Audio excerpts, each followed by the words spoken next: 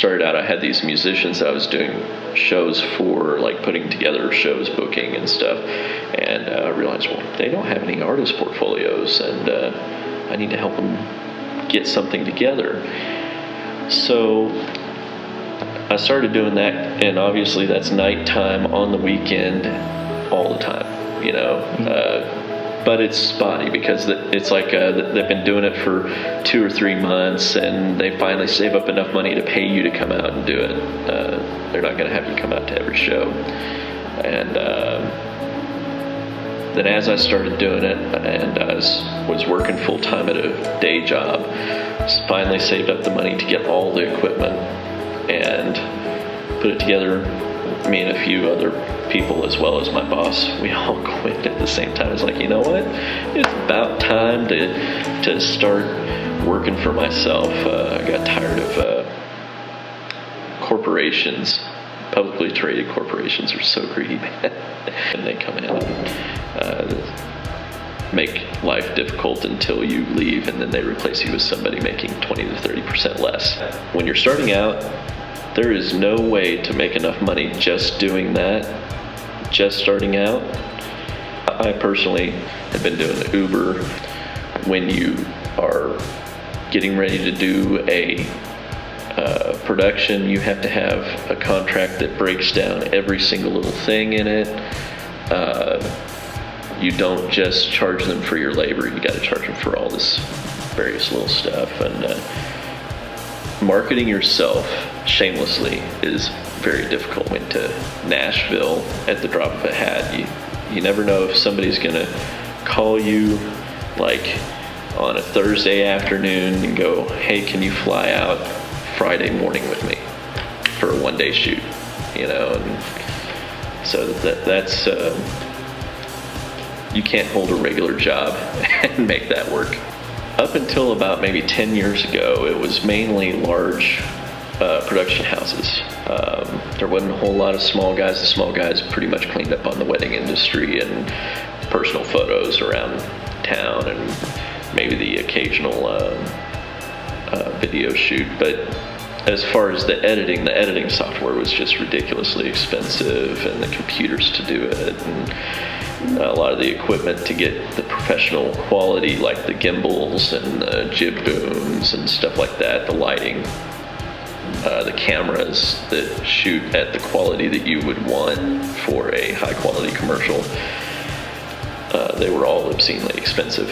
But then something happened. You kind of had a shift where everything started to go from $100,000 down to $10,000, and then some of that stuff kept on going down to $1,000.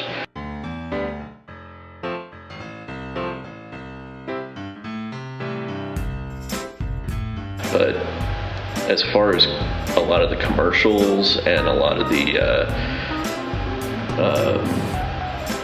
documentaries and stuff like that, the stuff you're seeing on Netflix and Hulu, that's all medium-sized production houses that are hiring independent and small producers to come and shoot the video, and then they go and take that footage and edit it, and then talk to Hulu and Netflix and get it put on there. So that's kind of where the industry has been shifting to. There's not really a whole lot of the big companies out there, and so it's a lot more focused on small and guys working with each other. So a lot of the guys I know, at least here in our town and in a lot of other places, the industry is very tight-knit. And so you become friends with all the other guys that other people would call competition. And then half your work comes from your competition. And not in a bad way. They come and hire you to go and shoot video for them. And then they release it under their own name, and then when you have a project like that come up, you give them a call and they come running and help you out. And right now, at least in the Tulsa and Oklahoma area that I've noticed, I get a lot of business from friends with smaller and bigger production companies. We band together on any large projects. So this was just before the Chili Bowl, the week before the Chili Bowl, and I get a call from my friend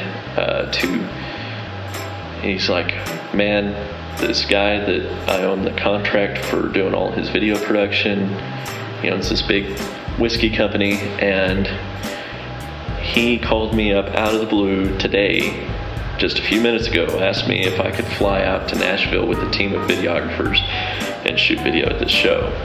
And so, can you hop a plane and come with me? And he didn't tell me until later on when he sent me the address that we're flying a private jet. So, which if you've never flown on a private jet, it's the craziest experience ever. You pull up to the gate, you pick up a phone and go, hey, I'm flying out with so-and-so on such and such tail number. And they say, all right, pull through the gate, and then stop at the sign and wait for the gate to close behind you, because the rules say that only one car can go through at a time, federal rules. And so after that, you just drive your car right up to the airplane and load your luggage in. No baggage check, no, can I do a wand and check you for knives or anything like that? No, none of that. You just drive right up to the plane, chunk your gear in the back, and then pull over into a private lot, so you don't have to pay for airport parking. You just hop on the plane and fly out. So we get on the plane, and we ended up shooting some video interview of this guy. And then when we got there, there was a limo, shot some more interview stuff while we're driving along, going to all these nice neighborhoods and country clubs. And then we go to all the they have like a full-size replica of the Roman Parthenon there. Like the columns and everything is like ridiculously tall, all stone, just amazing. And there's a museum in it. So we drove around that and drove by the Titan Stadium and all that. And then we went down to the Strip, checked out all the venues there, kind of rubbed shoulders with some people. Head to this show he's been putting on. He had sponsored a record industry event several months before, so he had all these big name guys out there, and we're shooting essentially a music video at a live show with all these music industry titans around. And then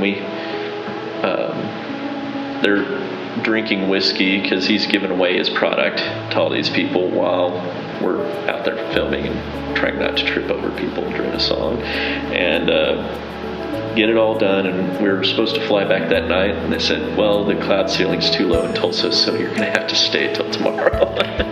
Thursday at the Chili Bowl, this same singer that we had shot in Nashville was performing the anthem and performing a full concert after the Thursday racing. And then we ended up getting a random call on Saturday morning from the same guy going, hey, can you come out? I sponsored 3 cars, 2 of them made it to the Saturday races, and they may make it to the final race. So we jumped out there, got to go down to the Chili Bowl and stand in the middle of the track. Had Tony Stewart standing right next to me. That was a fun experience. You never know where you're going to be tomorrow in this industry. You never know who you're going to get to rub shoulders with. You never know what friends you're going to make or anything like that. A lot of the fun stuff is